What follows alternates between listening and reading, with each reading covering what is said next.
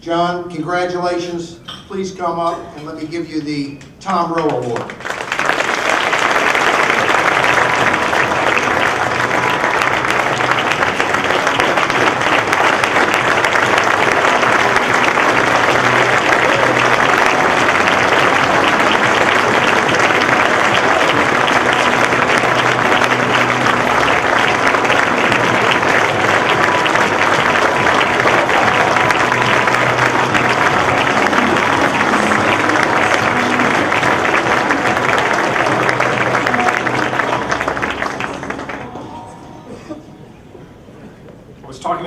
Last night, it was very funny. He said, "Is tomorrow night a special night for you?" I said, "If it's not, this is really an awkward moment for both of us." Wow, it is. He said it was daunting, and the word I'll use is surreal to sit through that and to be standing here in front of all of you. I just so admire and respect Paul Jacob. Those of you who don't know the story, Paul and I worked together years ago at Americans for Limited Government, did a whole bunch of initiative campaigns around the country. As he pointed out, I was new to all of this. And afterwards, Paul was indicted along with two others by the Attorney General of Oklahoma for redressing his grievances against the government. And Paul was an amazing, courageous, fearless, relentless warrior while they were trying to incarcerate him. Paul, I love you so much. Thank you. You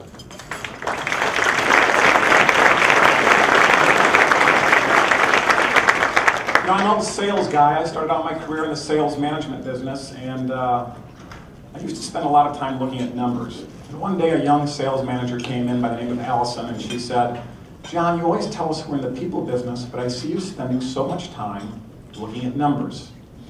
I said, "Well, Allison, I do that because numbers tell stories about people. Teaches us how we can help them. Numbers tell stories about Tracy Sharp and SPM. 58 state think tanks. You heard the numbers earlier, 650 plus people here, 200 and whatever number of organizations. It's an amazing testament to performance that makes a difference in the world. Tracy, thank you so much for all you've done to help us."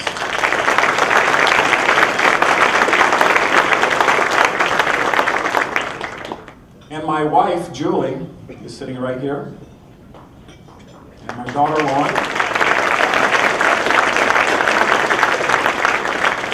They both know that I might start channeling my inner John Boehner and get weepy, so I have to be careful. I do cry during American Idol, so this is not an idle threat on my part.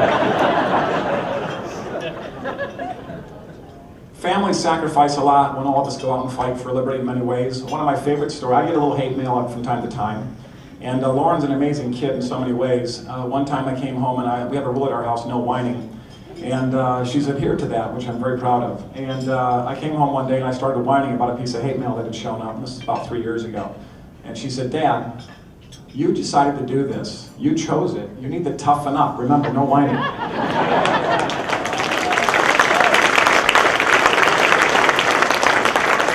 So I'm just grateful for both of you being here. Lauren, of course, really put the humbleness into all of this because I was explaining to them what this was all about, and that Lauren was going to be able to come and do this. And she said, "Dad, that's great. Does this mean I get to miss 2 days of school?" And it did, it does, and so she's very pleased by that.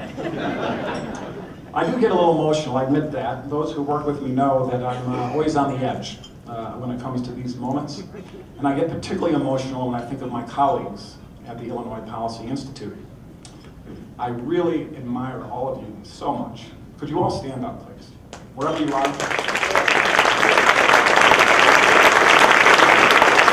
I admire your commitment. I admire your tenaciousness.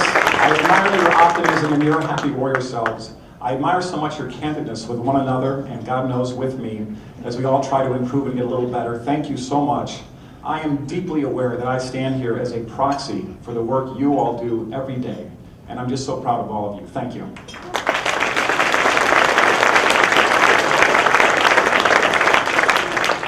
I'm very humbled when I think about the legacy that Tom Roe left, not just us, but the world. And as alluded to by Tracy earlier, it is a legacy, but more importantly, he gave us each a gift of vision. a vision that every state, state by state, capital by capital, liberty needed protecting in America. It seems to me that the first phase of Tom Roe's vision is now largely complete. Under Tracy and SPN Board's leadership, with the investment of SPN's donors, with the hard work of the incredible SPN staff, second best only to the Illinois Policy Institute, and most importantly, through the hard work of all of you and the 58 independent think tanks fighting for liberty, we are now a powerful force to create change in America.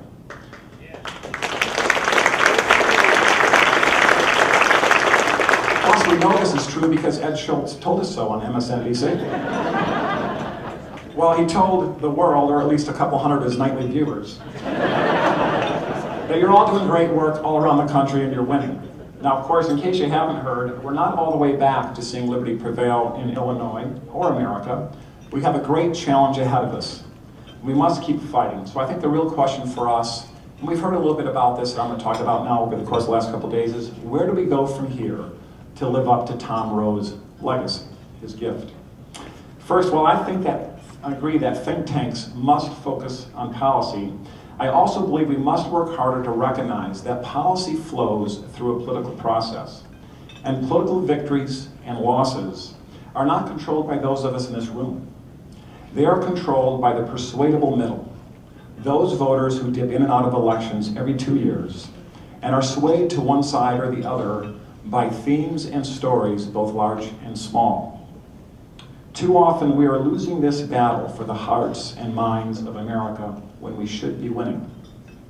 We must fully understand that the battle lines are drawn clearly between those who believe in the progressive paradigm and those who believe in the liberty paradigm. And the progressives, in my view, and I'm sure yours, have had most of the advantages over about the last 100 years. I think the second thing we must understand is that the progressives hold that advantage only because America has lost sight of a simple truth, and we as a movement have lost sight of a simple tool. The simple truth is that the free market system and liberty principles are the greatest force for good ever created in the human sphere.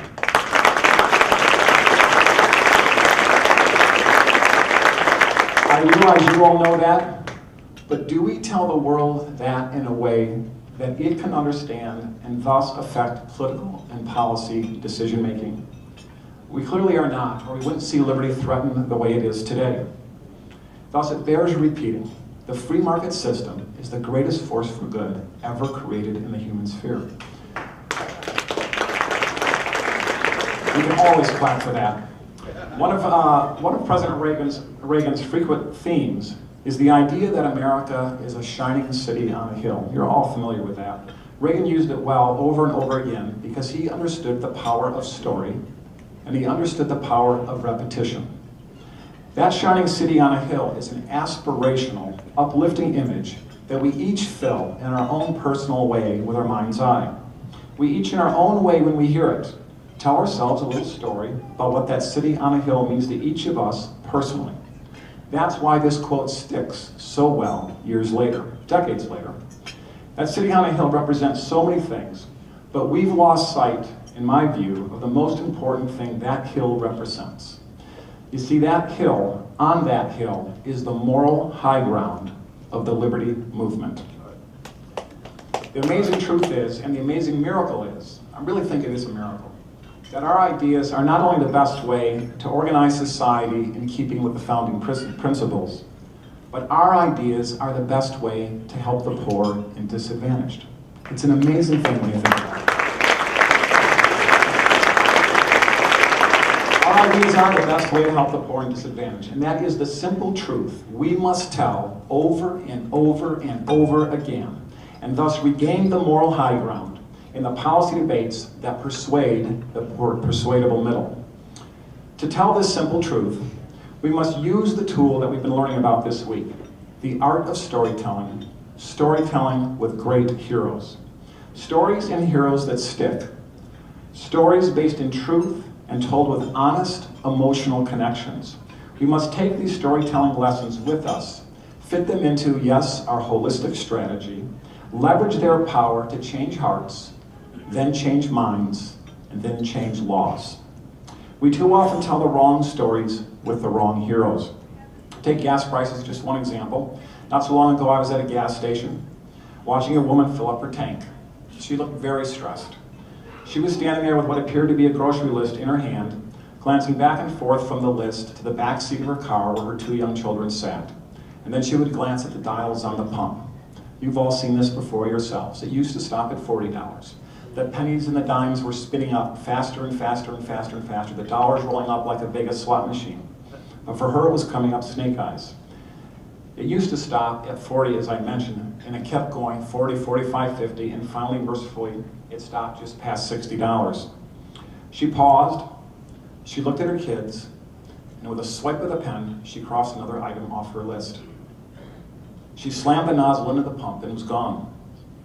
That list, that grocery list, was her grocery list, and her life and her children's lives had been changed for the worse because gasoline is $4 a gallon in Chicago.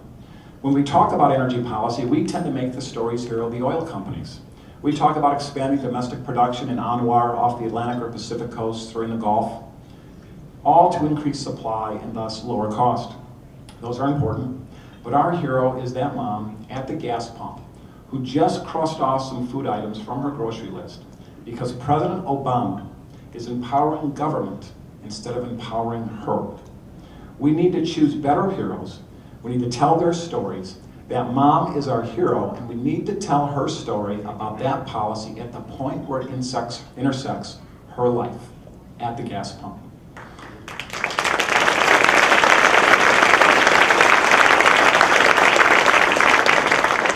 We have an infinite number of heroes that we can tell stories about. I know a college student who talked his way into a job at a gray iron foundry. You may have seen video of this over the years, the big factories where they take boiling cauldrons of liquid iron, they pour it into molds, and they make engine blocks and other small and heavy industrial parts. They are taken out and cooled and put into large bins and taken by forklifts over to workstations, where our young college student friend, a very ambitious young man, took mini jackhammers and grinding tools and worked off the imperfections. It was very demanding work, but this guy went at it with enthusiasm. He pulled some strings to get this job because it paid more than working in the assembly line next door. He rocked through the first bin and another showed up and another, and soon he noticed conversations at workstations nearby from the other veteran workers. Being clueless, after all, he was in college, no offense to those of you who are here. I happen to know this guy who was definitely clueless at this time. He worked harder. It wasn't long before the supervisor came over to him, and our college student turned and took off his ear protection and looked expectantly at the man. It was a brief conversation. The supervisor said, "You're going too fast. Slow down. Just keep pace with the others." What occurred to our young friend is that this union was creating a ceiling on his productivity, his desire to do well. The union imperative was asking him to be less than great, to do less than what was possible and worthy. This union ceiling was not for him. He was not going to live in that world. He's often thought of those colleagues he got to know over that summer. Many were good people with ambition and talent. They yearned to produce and were told not to. He felt sad when he realized that day by day, year by year, they each had their spirits crushed by the union ceiling. Make no mistake, we absolutely must regain the moral high ground by telling the right stories with the right heroes, and even union members who yearn for the natural desires of the human spirit can be our heroes. Think about the progressive paradigm, an ever-expanding government drawing more and more people into dependency for their food, their shelter, their clothing, their education, and now their health care. Unions draw talented people into their Orwellian grip and limit their upside potential. After all union members are created equal in a terrible perversion of that phrase. The progressive paradigm creates an ever-expanding dependency class who are more and more limited by what I like to call the dependency ceiling.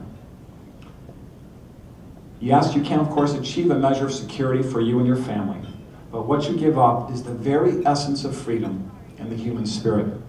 This is the progressive paradigm, where the goal is to create a dependency ceiling, locking people in below their true potential and a distorted pursuit of equality. That is what they are selling. And they are winning all too often, for all too long. We are selling the liberty paradigm. They want to empower government over people. We want to empower people to pursue their dreams and lift the human spirit. But we can win, and we will win, if we become great storytellers, telling the greatest stories ever told about liberty. That simple tool we need to regain the moral high ground and see our policies put into law is the power of story, the power of heroes. When you think about it, when you think about history, the power of telling the greatest stories ever told has long changed the world for the better. If we tell our stories, then we can change the hearts, and then we can change the minds, and then we can change policies that will change people's lives for the better. Last year, Taryn Bragdon urged us to be great. Let's be great storytellers. Let's tell the greatest stories ever told about liberty. I know from my own life, it's going to be really hard, that policy changes lives for the better, for the worse. Because you see, of course, that woman at the gas pump, that's a true story today. But it was true in 1973, when I was 14 years old, and that woman was my mother. Divorced, mother of three, trying to make ends meet. It was difficult for her, it's difficult for people today. We need to remember those heroes. She is our hero. And the thing that is really important to remember is that how well we do our work, how well we live up to Tom Rowe's gift, does make a difference. Your work truly matters in changing lives for the better. And of course, as you probably have now figured out, that factory worker was me 32 years ago. I was definitely clueless. Those lessons have stayed with me, and that is why even today, I know there are union heroes yearning to be free of the union ceiling. Let's help set them free. Amen. If we do this, if we become great storytellers, telling the greatest stories ever told, then the world will know a simple truth that is already known to us in this room. For the truth is that free markets and liberty are the greatest force for good ever created in the human sphere, and not just for the middle class or the affluent, but for the poor and disadvantaged. That is our moral high ground, and we will win from the moral high ground. And we know that when liberty prevails, prosperity surely follows. And not just prosperity of the material kind, though that is certainly good and necessary, but prosperity of the human spirit. That is what we are fighting for. So let's tell the greatest stories ever told, and in doing so, let's make Tom Rowe proud by changing the world. Thank you.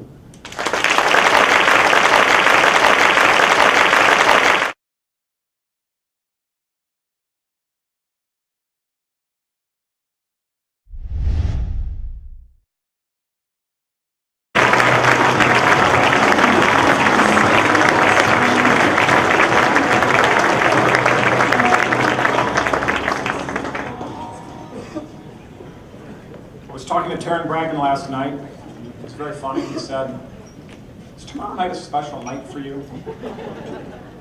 I said, "If it's not."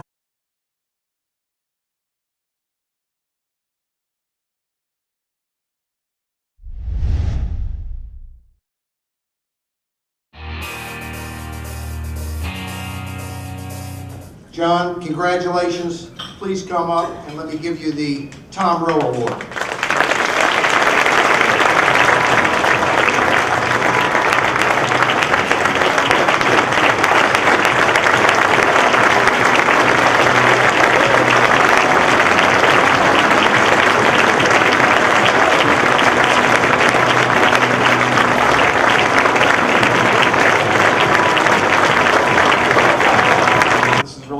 Moment for both of us.